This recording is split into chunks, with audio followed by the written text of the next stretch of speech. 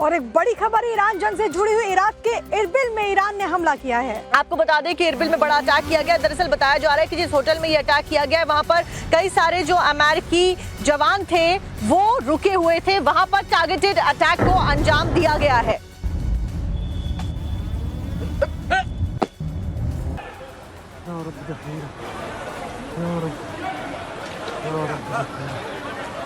तो देखिए तस्वीरें हम आपको दिखा रहे हैं कि कैसे इरबिल में इस होटल को टारगेटेड अटैक करके पूरा धमाका यहाँ पर होता है। अमेरिकी जवानों के छुपे होने की जानकारी दरअसल यहाँ पर बताई गई है, वो रह रहे थे। तो ये तस्वीरें आप जरा देखिए, इराक के इरबिल में लगातार ताबड़तोड़ हमला करता हुआ ईरान, इससे पहले भी ऐसी तस्वीर सामने आई थी, अब एक बार फिर से।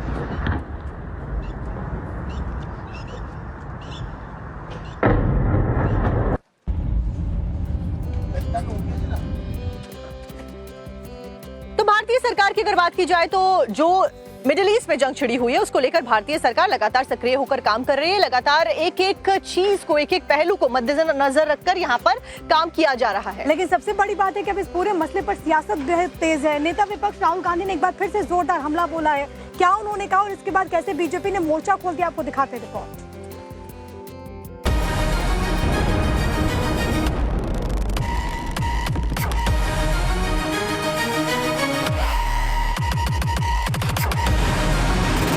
ईरान युद्ध के बीच दुनिया में एनर्जी संकट बढ़ रहा है।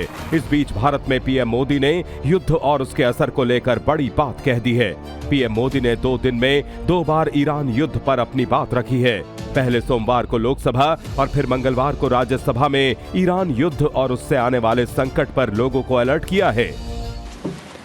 इस युद्ध ने पूरे विश्व में गंभीर ऊर्जा संकट पैदा कर दिया है। भारत के लिए भी ये स्थिति चिंताजनक है। इस युद्ध से हमारे व्यापार के रास्ते प्रभावित हो रहे हैं।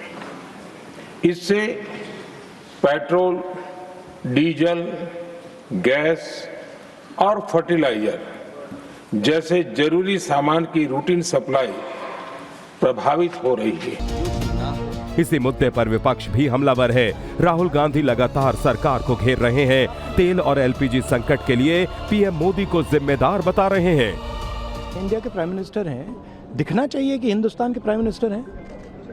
पोजीशन क्या है? कोई पोजीशन ही नहीं है। तो और दुख की बात है कि इसका नुकसान होगा लोगों को। अभी शुरुआत हुई है। आपने स्ट्रक्चरल गलती कर दी है। आपने पूरा ढांचा उड़ा दिया है। ठीक है, अब उसको आप ठीक नहीं कर सकते हैं। मैं आपको लिख के दे रहा हूं, प्राइम मिनिस्टर मोदी जो अमेरिका कहेगा और जो इजराइल कहेगा वो प्राइम मिनिस्टर मोदी करेंगे। वो हिंदुस्तान के इंटरेस्ट में काम नहीं करेंगे। ऑल पार्टी मीटिंग, आपको लगता है देर हो चुकी है ऑल पार्टी मीटिंग में? नहीं, अब मैं तो वहां नहीं हूंगा क्योंकि मेरा तो केरला में प्रोग्राम है।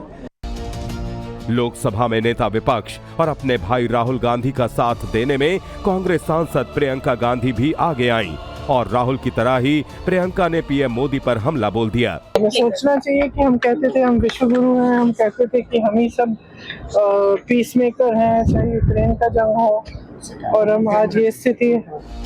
विपक्ष ने डायरेक्ट प्रधानमंत्री मोदी पर हमला किया तो उसका जवाब देने के लिए मोदी के कई मंत्री भी आगे आ गए और राहुल गांधी की भूमिका पर ही सवाल खड़े कर दिए। मुझे लगता है कि राहुल गांधी जी के बयानबाजी में तथ्य नहीं है। राहुल गांधी जी को मेरा सवाल ये है कि भाई जब आपकी सरकार थी, कांग्रेस की सरकार थी, तो अमेरिका के साथ आपके संबंध अच्छे नहीं थे क्या? मनमोहन सिंह साहब के संबंध उनके साथ अच्छे नहीं थे क्या? मुझे लगता है कि भारत के संबंध अमेरिका के साथ हमें इसलिए अच्छे रहे हैं कि व्यापार में मतलब भारत को अमेरिका का फायदा हुआ है, अमेरिका को भारत का फायदा हुआ है। तो इसीलिए राहुल गांधी ने ऐसा आरोप लगाना बिल्कुल ठीक नहीं है। Rahul Gandhi non serious leader है। देश उनकी प्राथमिकता नहीं है। प्रधानमंत्री जब सर्वदलीय मीटिंग बुलाए सरकार, तो कभी विदेश, कभी केरल। आज देश को जरूरत है सब मिलकर के एक होकर के समाधान ढूंढना।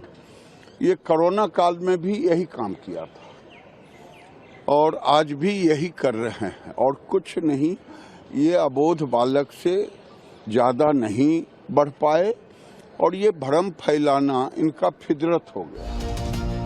ईरान युद्ध को लेकर सरकार और विपक्ष के बयानों से साफ है कि इस जंग से भारत पर भी गंभीर असर पड़ रहा है, तो उस पर अब राजनीति भी जमकर हो रही है।